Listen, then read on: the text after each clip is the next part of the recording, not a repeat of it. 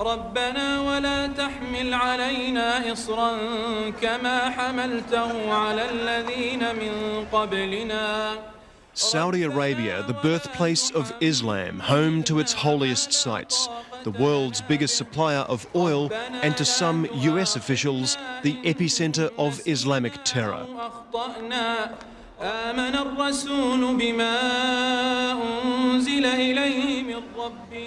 The Saudi government denies that charge, but the growth of Saudi extremism affects us all, and as we'll see, is now thought to have links to the Bali bombing. لأنت مولانا فانصرنا على القوم الكافرين صدق الله العظيم.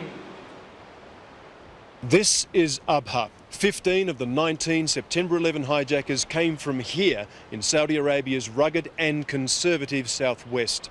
Many believe Osama bin Laden chose them deliberately in an attempt to destroy strong US-Saudi relations. But there are much bigger problems. In rare access to the closed kingdom, we confront charities designated by the United States as fronts for funding Islamic terror and discover a deep-rooted anger at United States policies across the Middle East.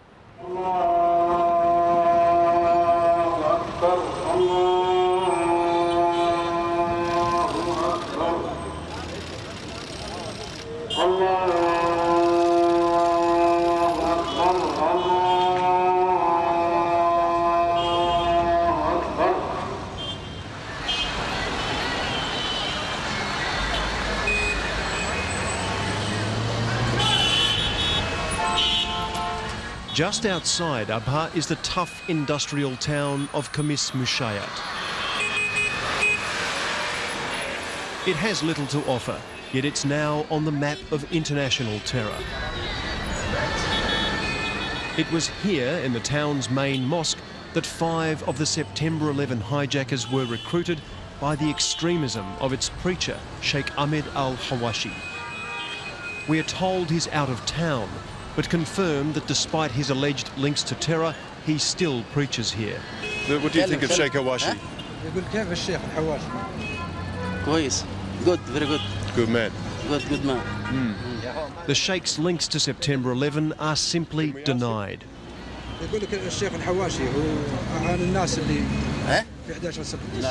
No. Not true. لا سياسة ما في خليها سياسة. No speak? But for many here, politics is religion, and if you're not a Muslim, you're not welcome.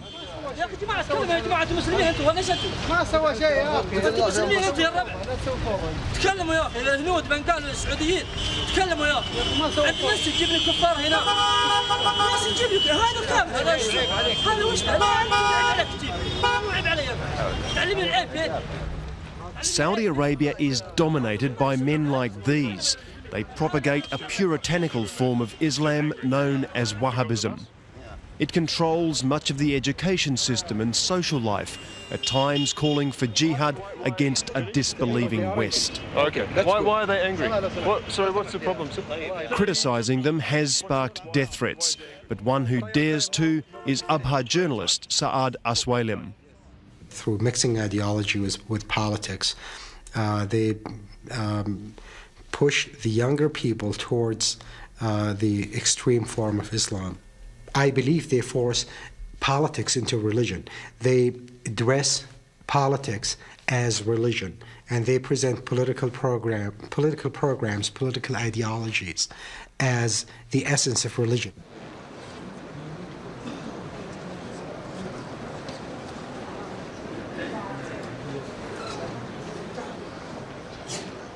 Saudi Arabia is an absolute monarchy. There are no elections here. Its centre of power, Crown Prince Abdullah bin Abdulaziz Al Saud.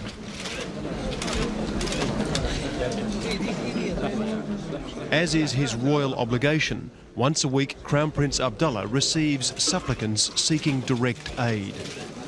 100 years ago, his family unified the nation with the backing of strict Wahhabi clerics, and they cut a deal. The royals would run politics and the economy. The clerics could dictate social policy. It's a deal many believe fostered Islamic extremism. Since September 11, the United States has pressed Saudi rulers to curb the most militant mullahs. And in a rare interview, Crown Prince Abdullah says he is. What do you say to some critics outside Saudi Arabia who say that Saudi Arabia is not doing enough to stop the funding and the support for Islamic terrorism around the world? نقول نحن صادقين فيما نقول والأموال وما الأموال كلها إذا كان في شيء وقف مع أنه أول يعني ما عندنا خبر إذا كان في شيء أما الصحف وما الصحف هذه عارفين أنتم وحنا عارفين من يعني اللي وراها. But blaming a Jewish-American smear campaign is no longer enough. Saudi Arabia's problems start at home.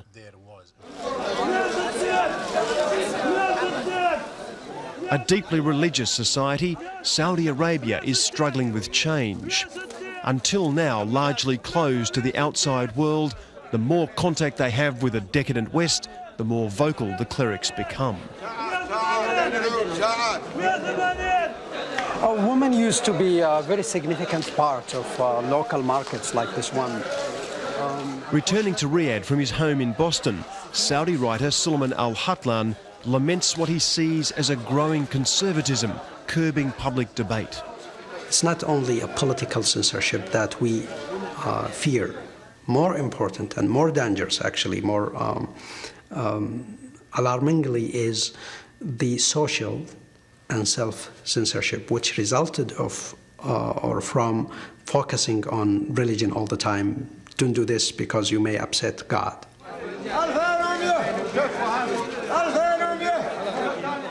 For many Saudis, pleasing God means defending fellow Muslims, and what they see as biased US policies only increases support for the extremists.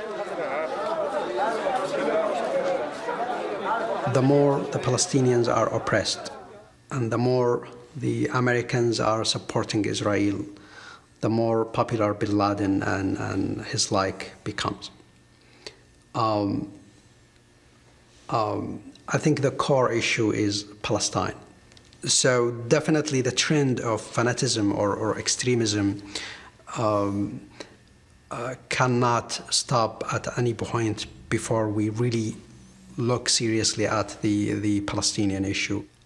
ربنا ولا تحملنا ما لا طاقة لنا به.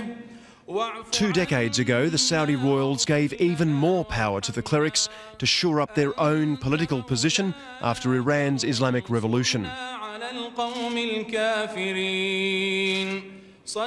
Religion's creeping control and a lack of open debate have fueled a fundamentalist youth. Bin Laden has become an alternative, whether it is a political alternative, religious alternative, intellectual alternative for hopeless, humiliated young Arabs in Saudi Arabia and beyond. And it's not just the youth. At Riyadh's ancient camel market, grassroots opinion is swinging further against the West. No fans of Saddam, Saudis feel the looming war in Iraq is just another unwanted American intervention in Muslim affairs.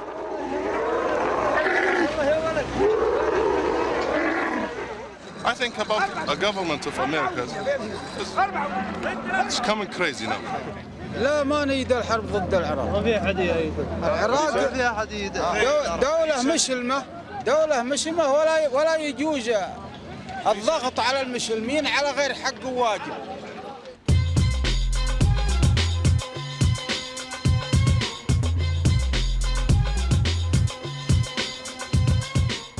As tension between Arabs and America grows, one man stands out as seeing it from both sides. And so why the TVs? I have to watch so many channels simultaneously, whether it's in business, or economics, or politics, or finance, or religion. Prince Al-Walid bin Talal is the world's richest non-American. So rich, the TV room in his $200 million Riyadh palace is full of wildlife.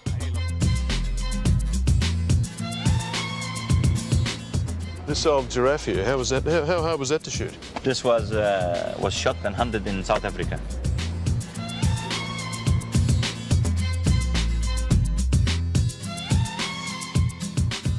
Prince Al Walid is the biggest single foreign investor in New York, a major shareholder in Western entertainment, and a generous supporter of Palestinian charities.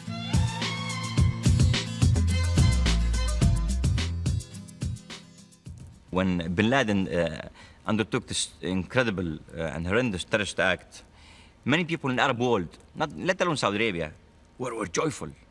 Were joyful not because they liked the act per se, but they just wanted to give a message to America. And that's what we're trying to tell America. Please stop your blind approval of what Ms. Sharon is doing in Palestine, and let the resolutions of the UN 242, 338 be implemented as quickly as possible.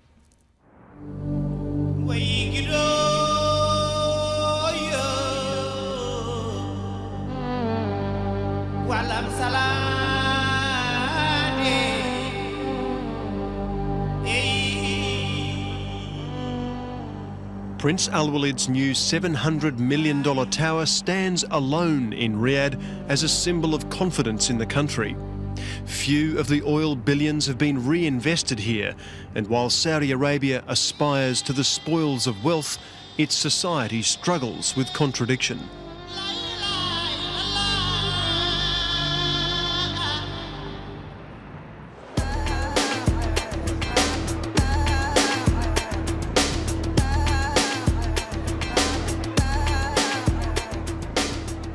Saudis admire much of what the West has to offer. In fact, many are rich enough to buy what they want of it. But 60% of the population is under 25. A third of them, or 2.5 million people, can't find jobs. And without alternatives, wealth does not preclude extremism. Unemployment in any country in the world is a breeding ground for social trouble, potentially. No doubt about that. And Saudi Arabia is no different. There's an imbalance here that has to be looked at. And this is another item that we're looking at very seriously.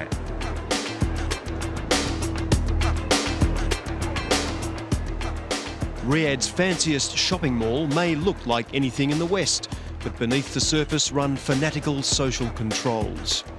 Life is patrolled by the feared Mutawa, or morality police, who have the power to jail those not behaving with proper piety.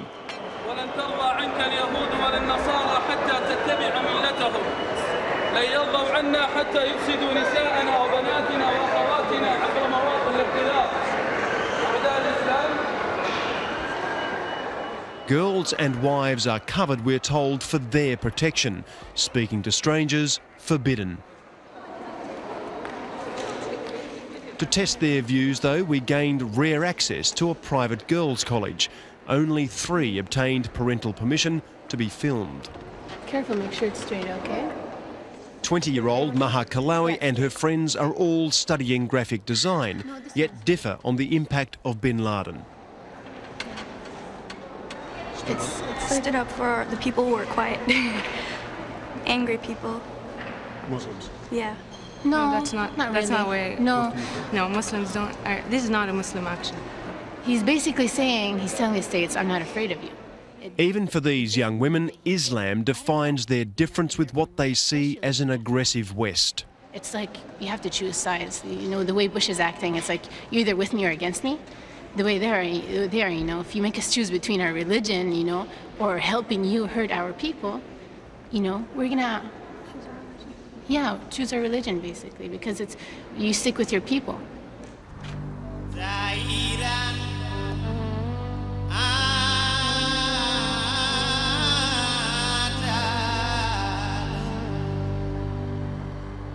Sticking with your people is what Muslim charity is all about. One of Saudi Arabia's biggest Islamic charities, Al Haramain, raises $200 million a year. It says builds mosques and helps Muslims around the world. But Al Haramain is accused of also funding Al Qaeda. To find out why, you have to talk to investigators in the United States. some of these organizations were established for the purpose of financing terrorism. Others have been co-opted at some point along the way, and now are there serving as fronts for terrorist organizations. 2 of Al Haramain's offices have been closed after the US and Saudi governments named them as fronts for funding Al-Qaeda. Yet Al Haramain's Riyadh headquarters remains open, its director denying any links with bin Laden. نحن ضد الإرهاب والعنف، ولذلك لا أتصور أنه أي فرع من فروع المؤسسة يستطيع أن يساعد القاعدة. قد يعني نحن لا نستبعد أن يكون يحصل شيء بغير علمنا، لكن حتى الآن لم يقدم لنا أي دليل. A former FBI analyst, Matt Levitt, says Al Haramain has funded Islamic terror in Southeast Asia. We now know through the confessions of Omar al-Farouk, who is al-Qaeda's primary liaison to the Jamal Islamiyah in Southeast Asia, that the Jamal Islamiyah was being funded in large part by wealthy Saudis, primarily through the Al Haramain Islamic Foundation there. So we've confirmed that Omar al-Farouk visited Al Haramain in Makassar, but that's all. That's all we know. 1 or 2 times they told me. Right. And did he receive money from them? No, you know, يعني هو كان عاطل عن العمل، هو عربي وعاطل عن العمل في إندونيسيا. فكان إذا وجد أي جهة عربية يحاول يتصل بهم.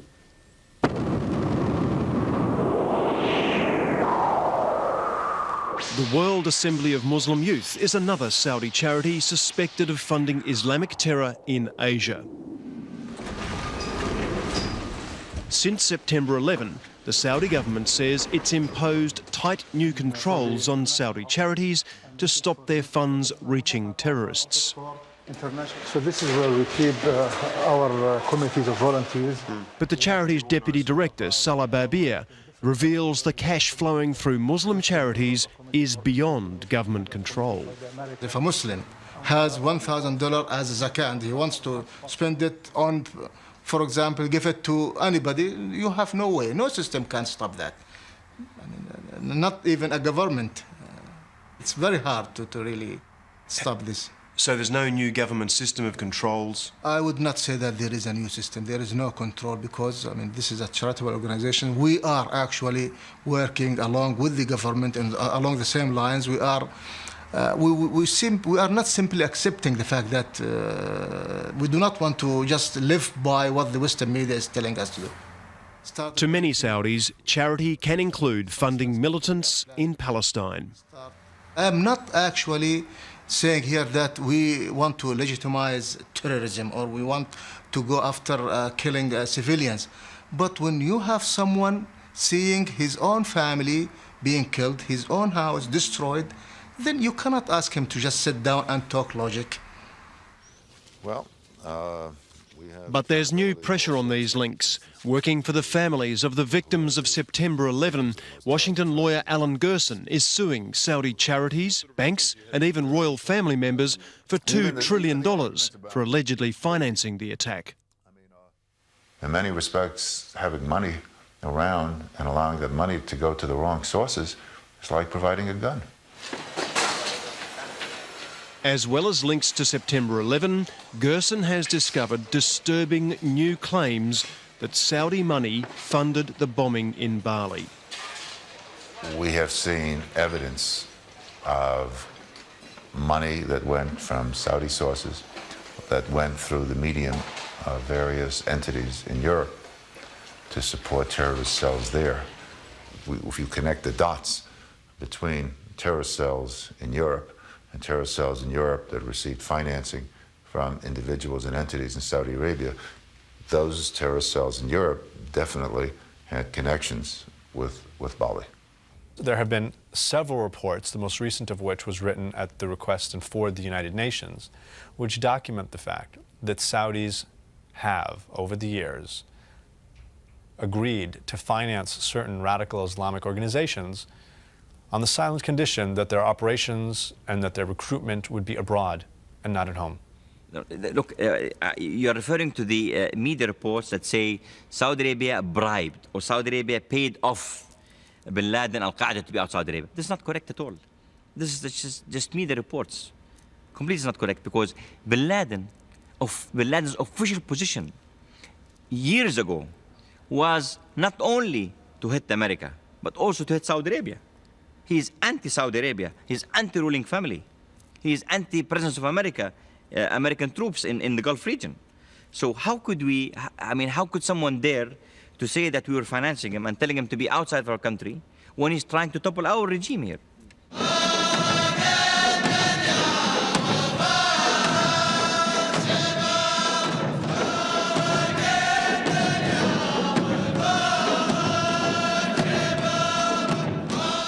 The regime's future is of immediate concern. Saudi Arabia's ruling royals unified the nation at the point of the sword, a campaign they come together once a year to celebrate.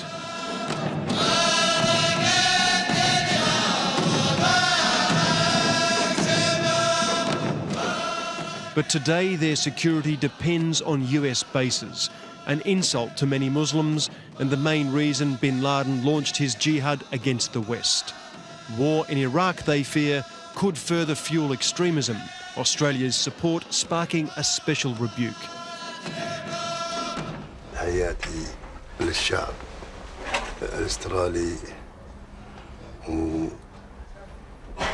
وللحكومة الاسترالية، مع اني ارجو لهم منهم هدوا شوي.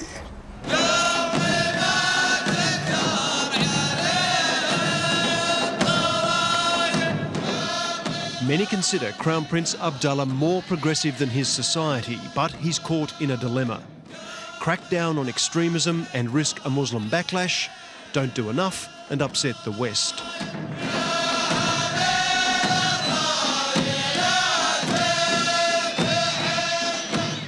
Some voices we have in the US administration are really becoming anti-Saudi Arabia, but the pressure that's being addressed right now, the pressure that's being exerted from outside, is not helping, because no community would like to change if it's looked upon by its people and its region like it's coming from outside, that's being dictated upon.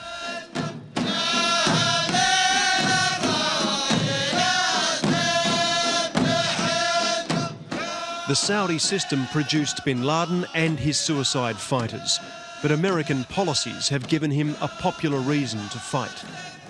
While neither change, it's likely the money will continue flowing to Islam's extremist cause.